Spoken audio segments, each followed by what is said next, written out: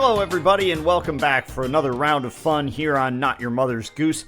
I'm Topher Goggin, and fall has arrived, not Jack and Jill style, though I did see a t-shirt the other day that said Humpty Dumpty had a great fall, and it was all about him going on foliage tours and frolicking in pumpkin patches.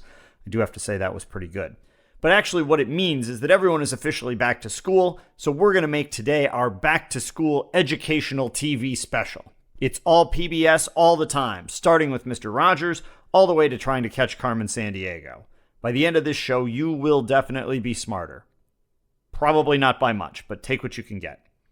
And speaking of taking what you can still get an amazing deal on our Goose Crap merchandise over at notyourmothersgoose.com, but not for long. Our launch sale is winding down, but the coupon code GOOSE is still good through the end of September.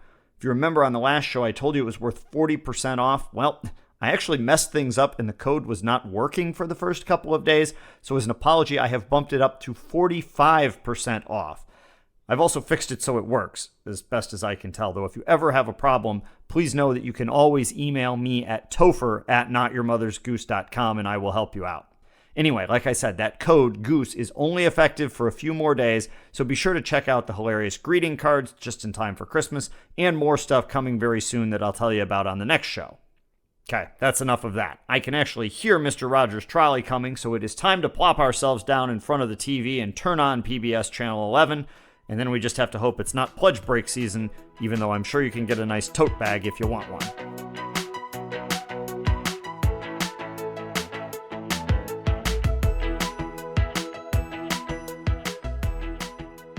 Mr. Rogers' Neighborhood. I have to tell you, I approached this segment with quite a bit of trepidation, because you just don't go around making a bunch of sarcastic jokes about Mr. Rogers. Even I am not sure I can do that. When the Beautiful Day in the Neighborhood movie came out a few years ago, I was legitimately worried if I was going to cry. I mean, let's keep in mind, Fred Rogers apparently tried to maintain his weight at exactly 143 pounds just because that's the number of letters in the words, I love you. Now, I also sometimes weigh 143 pounds, but that's because I have the metabolism of a gazelle, balanced by a great love of McDonald's. Fred and I are not the same person. This is a guy who once got a letter from a visually impaired child about Mr. Rogers' fish, so he went out of his way to verbally announce he was feeding them just so she'd know they weren't hungry.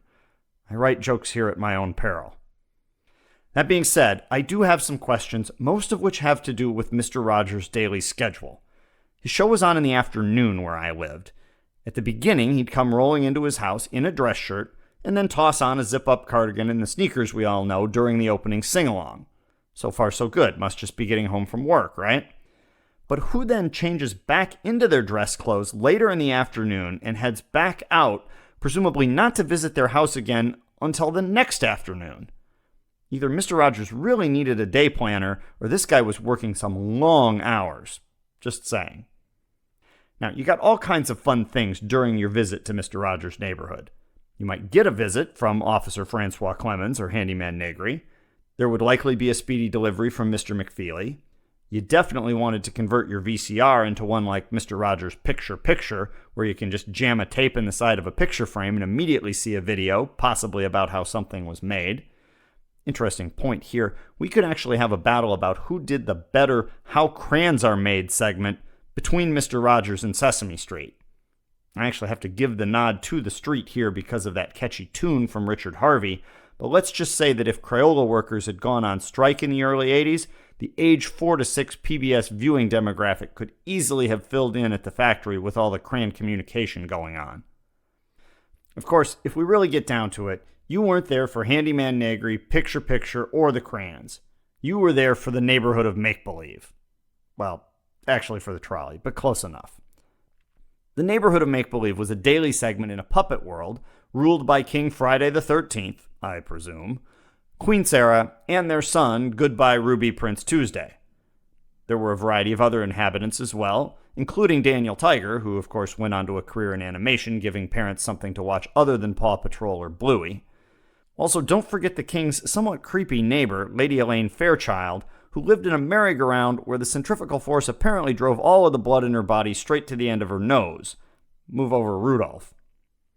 Still, the highlight of Make Believe was the bright red trolley, which somehow drove straight from Mr. Rogers' living room to a Make Believe world, where it would then frequently stop and have a chat with the residents with bell and whistle sounds. They really missed an opportunity to have R2-D2 guest on the show just to have a chat. But any way you looked at it, the trolley was the coolest thing around, and I can confidently say that if they ever build a Mr. Rogers land at Universal, the trolley ride will be the one with the 2-hour wait. After Make Believe wrapped up, you knew the show was going to be done soon and it'd be time for Sesame Street and its competing Cran segment. But first you had to feed the fish, and that included your daily reminder of just how big a traffic light is. I will confess, I didn't believe lights were that big. I thought Mr. Rogers just had a giant stoplight in his living room. But where did he get that thing anyway? Are people just blazing through the intersection outside his house because there's no light there anymore? I'm suspicious. After the fish, it was time to sing a different song, ditch the sweater, and head out for the day. Or for the night. Or something. Seriously, somebody please get Mr. Rogers a clock.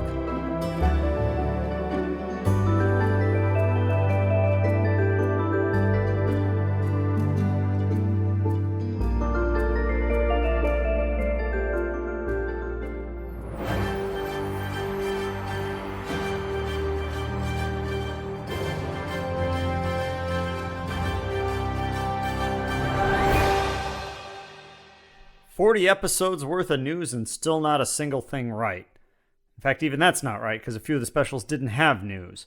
Regardless, we're definitely not going to mess with the trend by reporting anything real now, but let's see what we've got. Rapunzel in best shape of her life after setting up Peloton bike in tower. Grown-up Goldilocks requests expungement of juvenile B&E conviction. And since this episode's all about TV, this seems like a good time for this story. Jack and Jill eliminated from Amazing Race. The new fairy tale edition of the Emmy-winning reality show The Amazing Race opened with a rousing debut last night as sibling team Jack and Jill were eliminated after trying to retrieve a clue from a hillside well in Italy. Entering the final detour, Jack and Jill held a small advantage over the last-place team of Pinocchio and Geppetto. That edge evaporated when Jack wiped out on the hike down from the well, breaking his crown and taking out Jill and 3 CBS cameramen in the process. Pinocchio and Geppetto then used a shortcut through Pleasure Island to win a foot race back to Phil Kogan at the pit stop, leading to the brother and sister's elimination. The leg was won by a different sibling team, as Hansel and Gretel adapted their legendary stone-dropping skills to navigate the streets of Florence without getting lost. The duo narrowly edged the tortoise and the hare after the hare sat down just short of the pit stop to wait for his partner to catch up, then slept through Hansel and Gretel's finish. In addition to the top finishing teams, viewers have high hopes for the duo of Ariel and Prince Eric, mainly because they won't be able to waste time bickering with each other. The same cannot be said for Jack Sprat and his wife, who struggled mightily to decide what to order during a quick food stop during episode 1. Fans are equally pessimistic about the curious pairing of Little Red Riding Hood and the Big Bad Wolf, who surged to the front when the wolf was selected to compete in a house-blowing roadblock, but slowed considerably after he ate one of Little Red's legs for a snack later in the show. We'll be back with more news right after a few words from some folks down at the mall. Did you know you'll spend more than a third of your undead eternity in slumber? It's true. Take a look around your coffin for a minute. How's the decor?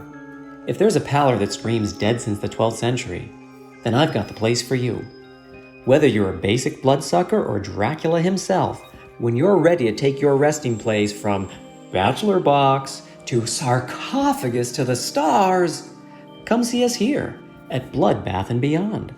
Bloodbath & Beyond is your one-stop shop for crypt and castle and all the accessories. Tired of the smell of decaying flesh when you turn in for the morning? Light yourself a couple of our vampire votives and you'll smell more blood in the water than you'll see on Shark Week. Just drill a couple of air holes first. Remember, this is Blood, Bath & Beyond, not the one-word Bloodbath & Beyond being run by Freddy Krueger across the street. Be careful when he says he'll take 10% off the top for you. But if your casket screams container store, give it the Munster makeover with your favorite brands and friendly staff you can really sink your fangs into. On second thought, please don't. Hiring is hard enough as it is. Count Von Count gives Bloodbath & Beyond 1, 2, 3, 4, 5 stars. So, mist, morph, or levitate over today. It's Blood Bath and Beyond, where the only thing that sucks is you. And the store managers, and the other customers, and the board of directors, and the shareholders, and the CFO. Really, everyone. We're vampires. Blood Bath and Beyond is a garlic-free zone. Holy water, steaks, silver, sunlight, not allowed on the premises. Rewards Club membership revocable with excessive draining of life forces. Store hours sunset to sunrise. Eternal lifetime warranty not available in Romania, Mystic Falls, and Puerto Rico. It's another advertising hit from our friend Dr. Chaffee, who holds the distinction of being the only person to do a Not Your Mother's Goose ad where I've been flagged down by one of his fans. Surely that will be a lucrative development for him in the future. While he waits for the check to clear, we'll get back to the headlines. Lumiere sculpture at Wax Museum deemed most realistic ever. Travelocity greenlights new Gnome on the Range ad campaign. And from our Music and Crime Bureau, 4 Eaton as Country Bear Jamboree headlines Stagecoach. Organizers are questioning their thinking this morning as 4 concert goers were eaten during the Country Bear Jamboree's performance at the Stagecoach Music Festival. The animatronic singing bears were already a surprising choice as headliners, as promoters sought to broaden the event's appeal, clearly not anticipating that an as-yet unidentified suspect would turn 4 ticket holders into lunch before the show concluded. An investigation is ongoing into the incident, which ironically began just as Big Al opened his classic rendition of There Was Blood on the Saddle. Observers noted that it probably wasn't so bright to close the concession stand just as hordes of hungry bears came lumbering in to watch their idols, especially when many of the drunken spectators might introduce themselves to those bears thinking they were their Uncle Larry. Police continue to review footage of the show, noting that Ted, the one who plays the corn jug and the hoe, was mysteriously missing from the stage when the incident went down. Reached for comment, an attendee named Yogi questioned why everyone was so sure it must have been a bear that ate the guests, pointing out that he had run into 3 very hungry goats, as well as a guy from New Mexico who left his sandwich in the car.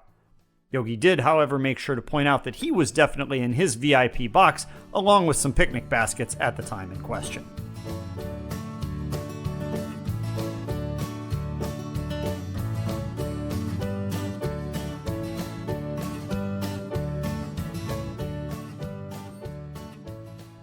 Reading Rainbow. While it doesn't lend itself quite as well to jokes, I tried. We can't possibly have a PBS episode on a show about childhood stories without taking a minute to talk about Reading Rainbow. What do you get when you put together the youthful looks of LeVar Burton? This guy was born in the 50s, folks. Mix in a butterfly in the sky, then add a whole bunch of kids that love to read. You get one of the most important shows for making kids smarter this side of Sesame Street. But you don't have to take my word for it.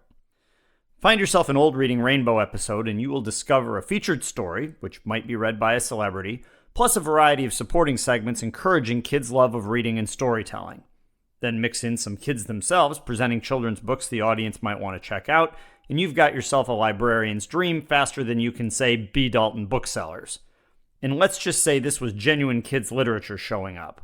Take a look, it's in a book, but that book is not going to be Not Your Mother's Goose. Now, that being said, you might see a story we talk about on Not Your Mother's Goose. Before I wrote this, I watched a full episode, partially just for nostalgia's sake, and mixed in between appearances from Run DMC and Pete Seeger, as there was a music theme, one of the kids presented a new favorite story of theirs, Peter and the Wolf. There was also a segment on this show about Beauty and the Beast, which predated the Disney movie and caused me to learn that Disney took more liberties with the plot of the original French version than when the folks changed the key plot point of the Jason Bourne books when they made those movies. Let's just say I was very confused when I read the first book and then went straight to the second movie. Anyhow. Returning to Beauty and the Beast, Belle, actually Beauty, is part of a family of 12. Her dad is a seafaring merchant with a shipwreck problem. It's actually hard to imagine Disney passed up that popular plot point since it's a favorite of theirs. There's no Gaston in the book. The prince ended up beastly after rejecting some sort of seduction scheme.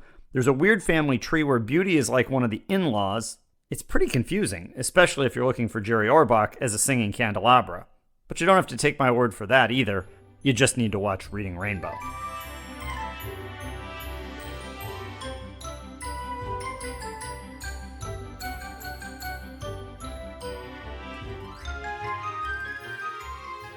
Square One TV. Sadly, we're not going to be able to cover every single show that PBS ever made, and since I never really got into the electric company and all I remember from 321 Contact is that water droplet from the theme song, those are out. But I was a nerd, so you darn well can bet I didn't miss all of these shows. I just happened to focus my energy on Square One television. Let's make a show about math, the kids will love it, said some poor unfortunate soul in a pitch meeting. Except they were right. Square One was, for lack of a better term, math entertainment at its best. It was basically a parody sketch show just with math driving the bus at every turn. There was every game show under the sun. We had General Math Battle, Late Afternoon with David Numberman, Magician Harry Blackstone teaching you backstage mathic tricks, and of course the occasional appearance from Weird Al Yankovic. But that's far from all. You want some cartoons? You could check out Dirk Niblick of the Math Brigade. If you were missing Judge Wapner, you can get a litigation fix on Math Court. I personally was a huge fan of the Mathman video game segment, where a Pac-Man-sized character in a giant University of Michigan football helmet would traverse a board trying to eat only the correct answers to math questions. Getting an answer wrong meant unleashing Mr. Glitch, a cantankerous anthropomorphic... That's hard to say. A cantankerous anthropomorphic... Try again. Getting an answer wrong meant unleashing Mr. Glitch, a cantankerous anthropomorphic tornado... Who writes this crap? Getting an answer wrong meant Mr. Mr. Glitch would show up and try to eat Mathman. If you've watched the show, you know what happened. At the end of the day, though, you weren't watching Square One for Mathman, for the Oops sponsored by Erasers segment, or the Oops I Can't Read segment, or for hit songs like John Cougar telling his girlfriend that she had 8% of my love. You were watching Square One for MathNet. MathNet was a show within a show that aired at the end of each episode with a simple theme: math cops. As anyone who's met me knows, I was never destined for a career in traditional law enforcement. I once lost 12 consecutive games of laser tag. I am not the guy you want on patrol. But if I could protect Los Angeles or New York with a protractor and some graph paper, that might work. MathNet was basically Dragnet for dorks. Cops in snazzy blue jackets, complete with holstered calculators, solving one crime every 5 days by using the Fibonacci sequence and prime numbers. Right now you're having one of two reactions. If Biff Tannen from Back to the Future is your role model, this sounds like the worst program to hit TV since National Bingo Night. On the other hand, if that's you, there's no way you ever made it 17 minutes into a Square One episode anyway to see MathNet. At the other end of the spectrum, though, there are geeky kids like me who were definitely wondering if Kate Monday and George Frankly's job was real. Though I will admit I was a little freaked out when the da-da-dun-dun music would play at the cliffhanger end every day, though I was 8. MathNet was famous for wordplay in its character names, from rock star Steve Stringbean to a vaudeville star named Fatty Tissue, but that's not what made it cool. Nor was it the week when they made Newman from Seinfeld into a chainsaw-wielding parking meter thief, though that was some strong work. Do you remember who the chief of MathNet was? Because it was freaking James Earl Jones, in the flesh. Seriously, Darth Vader and Mufasa was the head of MathNet. Surely his career-defining role. So, that's it for Square One, but we're not done yet. However, we are going to have to pause until I can get 8% of my love out of my head. I already went and spent 92%, but I'm saving all the rest for you. Okay, onward.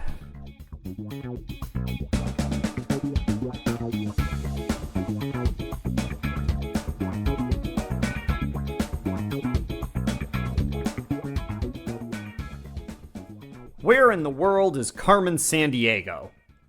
I realized back when we did our Crime Fighters episode, I left out one of the top gumshoes in history. You. And that is because you, and I, helped rid the world of one of the greatest organized crime operation leaders of all time, Carmen Sandiego. Before we bring in Greg Lee and talk about the TV show, though, let's go back to start. Carmen Sandiego began as the arch-villain on a computer game where you would first chase thugs with names like Lukewarm Water, Chips Motherboard, and Chuck Roast all over the world. Along the way, you had to get clues from the locals, but you never got to talk to anybody with a normal job like a pharmacist or a butcher. You always ended up getting your info from someone like a docent or a stevedore that sounded like a made-up job from one of those Bud Light Real Men of Genius ads. If they'd sent you to Mr. Fancy Coffee Shop Coffee Pourer, that frankly would have fit right in. Also, just as a side note, I used to play the Where in Europe version of this game, and they always said then that the villain was off to some place on the Danube, and that was the most useless clue ever because you quickly find out that the Danube is in pretty much every country in Europe. Not that I am still bitter about that 30 years later or anything. Anyway, off you'd go, rounding up crooks, and always remembering to get your warrant first, Law and Order style. Then, after you'd caught Nick Brunch enough times, you'd get to chase Carmen, and if you also caught her, well, that was as good as making it to Oregon on the trail. I suspect you might not remember that whole video game, but you surely do remember the TV show version. There, 3 middle schoolers from Greater New York, and I remember being so mad that they did not take kids from Michigan, but the New Yorkers would chase Carmen's crew, all while wearing comical jackets that looked like they'd lettered in tennis at Crayola High School. Once the winner caught the crook, then they moved on to the bonus round, track Carmen to 7, or later 8, countries in 45 seconds, win yourself a trip anywhere in the lower 48 states. Now, this is where strategically you needed to bribe the producers to give you the South America map, which had only 12 countries and one of them was Brazil. You did not want to get sent to Asia or Africa where, well, good luck. If you went there, you weren't getting any trip to Florida or California. And no normal person tried to go anywhere else. Speaking of that part actually led to one of the greatest stories of all time, one that I am very sad I was not present to see in person. Late in my sophomore year of college, a number of my classmates were having a get-to-know-you event. Of course, this was a small school, so all these people already knew each other. Or at least they thought so. As they got to the annoying tell a story about yourself segment of the night, they start going around the room, and a math major named Noah tells his story. He says, "When I was in middle school, I was on Carmen Sandiego." Everyone is excited, demands more details, mainly wanting to know, did he win? Alas, Noah did not win. He finished second. And he adds to the story, you know what's worse? The kid that beat me, he went to the bonus round, won the prize, and he used his trip to go to Maryland. Who does that? Well, as you could expect, everybody had a pretty good laugh. But that is not the end of the story. Because they went around the room, they eventually come to another math major, this one named Rich, and it's time for his story. He says, I kid you not, well, guess what? When I was in middle school, I was on Carmen Sandiego. 2 people, both math majors, both of whom were in a lot of my math classes, and they had both been on Carmen Sandiego. Crazy. But Rich wasn't done. Because he continued, well, actually, Rich was done, because that's his last name, but that's an interesting coincidence. He continued, yeah, except when I was on, I won, and I won the bonus round, and I took my trip to Maryland. Yes, you've got it right. These 2 New Yorkers had played on the same episode of Carmen Sandiego against each other, and 6 years later ended up in the same math classes in the same small college in Western Massachusetts and had no idea who the other one was. And yes, Rich went to Maryland. I think he had a good reason. I don't remember what it was. With that, though, you know everything you need to know, so the chief salutes you. You are fully informed about Carmen Sandiego, and that means the only thing left to do is say, do it, Rockapella!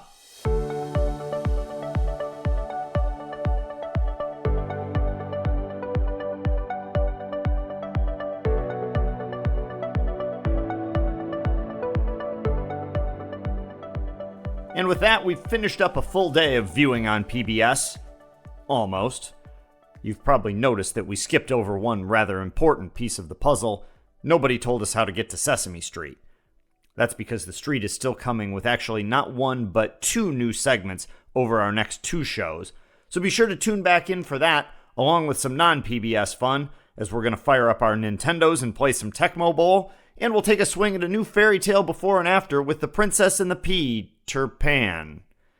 Until then, remember to stop by notyourmothersgoose.com. There's just a few days left until the incredible 45% off launch sale in the store comes to a close at the end of September. Use code GOOSE and check out the book, the greeting cards, plus a very special new item coming next month just in time for Christmas. Until then, one more thank you to Dr. Chaffee for his help with Bloodbath and Beyond. I'm Topher Goggin and the Goose is Loose. Join us next time on Not Your Mother's Goose.